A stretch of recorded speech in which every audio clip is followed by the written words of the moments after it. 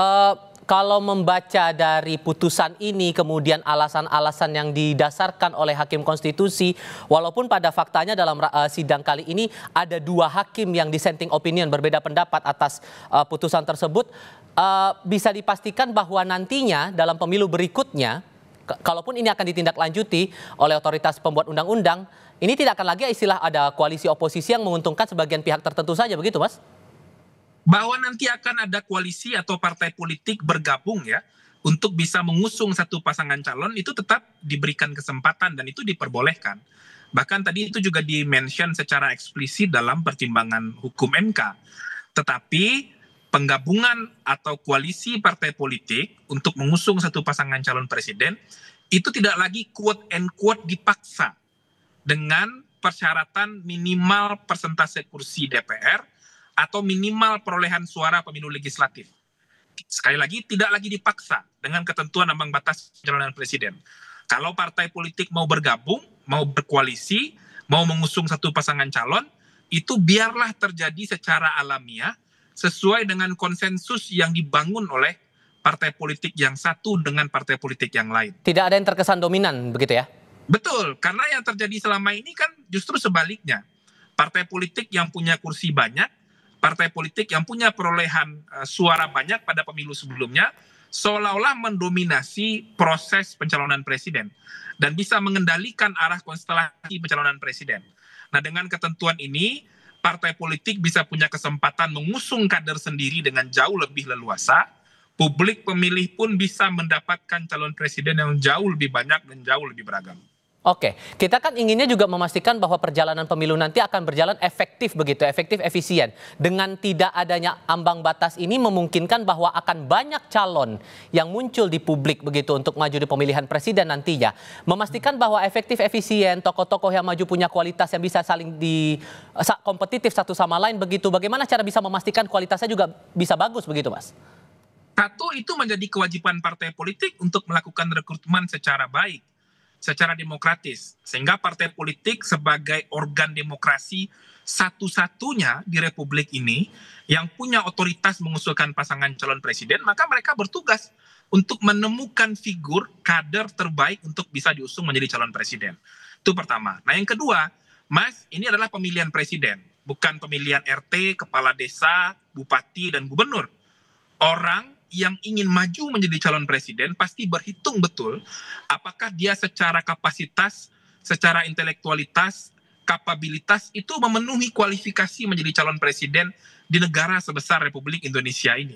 Dan partai politik pasti juga akan berhitung sebelum mengusung satu pasangan calon presiden.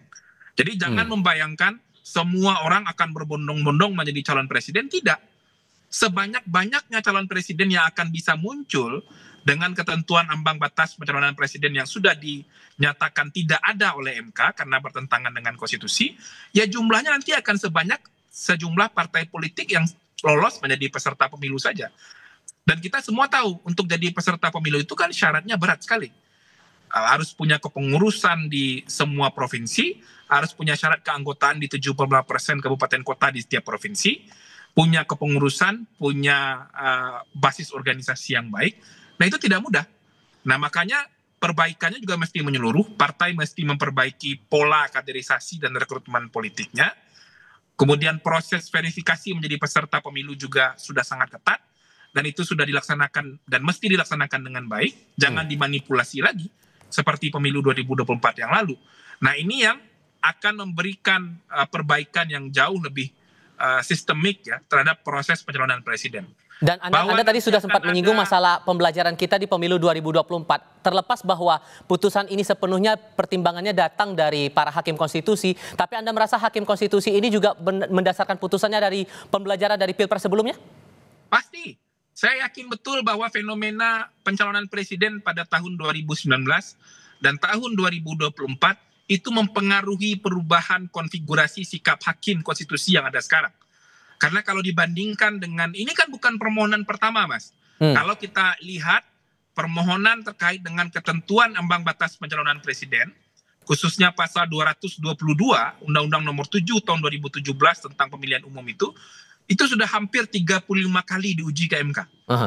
Nah, kalau sekarang kemudian sikap hakim MK berubah, dengan komposisi hakim yang juga tidak terlalu signifikan berubah, dengan komposisi hakim di tahun 2017, saya yakin bahwa memang refleksi dari hakim konstitusi itu juga berangkat dari fenomena bagaimana pencalonan presiden tahun 2019 dan 2024, ketentuan ambang batas ini telah menyebabkan perkongsian jangka pendek Baik. dan kemudian menghambat kesempatan partai untuk mengusung kadernya sendiri. Oke, tahan dulu di situ, Mas. Sambil kita lanjutkan nanti setelah kita dengar pernyataan dari Hakim Konstitusi dalam sidang hari ini yang memutuskan menghapus ambang batas Pak presidensial untuk pencalonan capres dan calon wakil presiden di Mahkamah Konstitusi. Kita coba simak. Amar putusan mengadili: 1. Mengabulkan permohonan para pemohon untuk seluruhnya. 2. Menyatakan norma pasal 222 Undang-Undang Nomor 7 Tahun 2017 tentang Pemilihan Umum Lembaran Negara Republik Indonesia Tahun 2017 Nomor 182 tambahan Lembaran Negara Republik Indonesia Nomor 6109 bertentangan dengan Undang-Undang Dasar Negara Republik Indonesia Tahun 1945 dan tidak mempunyai kekuatan hukum mengikat. 3. Memerintahkan pemuatan putusan ini dalam Berita Negara Republik Indonesia sebagaimana mestinya. Mungkin bisa Anda mendapatkan pandangan lagi atas apa yang dibacakan oleh Ketua MK yang menjadi Hakim Konstitusi di sana soal amar putusan tadi. Sejauh mana Anda memaknainya, Mas? Iya, dengan dinyatakannya pasal 222 ketentuan ambang batas pencalonan presiden sebagai ketentuan yang bertentangan dengan konstitusi, itu artinya tidak boleh lagi ada persyaratan persentase kursi dan persentase perolehan suara untuk partai politik mengusulkan pasangan calon presiden.